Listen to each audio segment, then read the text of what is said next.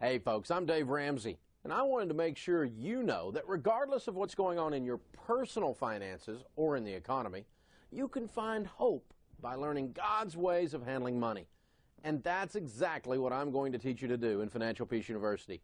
Starting very soon, this church is offering Financial Peace University classes that are open to the church and to the entire community. During the 13-week class, you'll learn what it looks like to handle your money in a way that honors Christ. You'll become an excellent steward, an excellent manager of all of the resources that God's given you. Oh, and by the way, the average family pays off $5,300 in debt and saves $2,700 during the first 90 days. That's an $8,000 turnaround. It doesn't matter what your age is, what your income is, or what your debt load is. Anyone can do this stuff. And believe me, it's the most fun you'll ever have learning how to manage your money.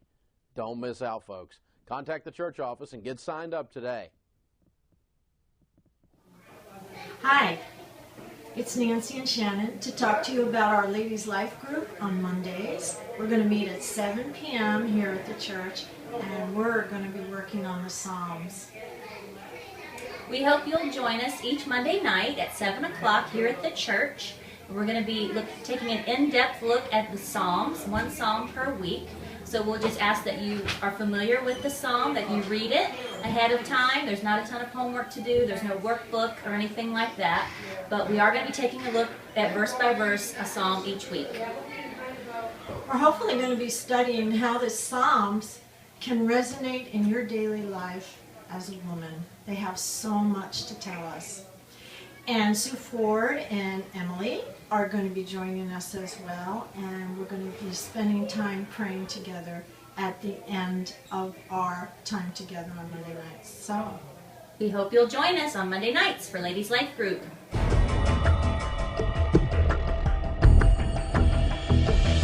All of us, Christian, non-Christian, church, non-church people, all of us have a tendency to play as close as we can to the edge of disaster in many areas of our life. How close to sin, if you're a Christian, how close to sin can I get without sinning is kind of the way we live our lives sometimes. Guardrails are there to keep us from moving into an area where there's actual danger. There needs to be some margin for error. You know what's on the other side of this guardrail financially. You know what's on the other side morally. You know what can happen to your marriage. You know what can happen to your physical body if you don't change some things. No one has ever regretted establishing a guardrail. But there are plenty of us, and there are plenty of people who look back and wish that they had.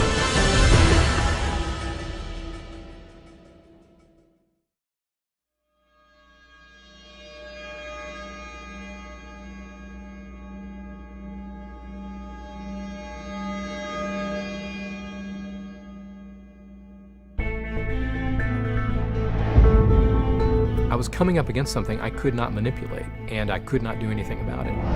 I started to feel this desperation. I really felt like a mistake. But I knew how to feel good, and so I would eat.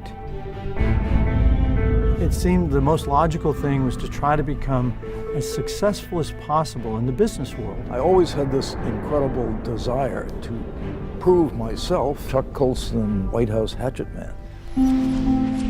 I needed to fill this desire to be acceptable, to be loved. I was willing to pay any price. It was my identity. I kind of loved politics. It's the ultimate power game, ultimate power trip. I'm living this life, going to prayer meetings with the men of the church, and in the meantime, we'd brought a computer into our house, and I discovered internet porn. Call it addiction, call it sexualizing my needs.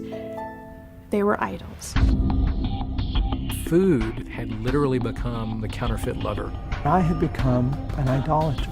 Everything I'm about is to serve the God of money. My gods were get ahead, get power. That's what I was worshiping. That was my God. That was my God. The idols, they never satisfied. They never satisfied.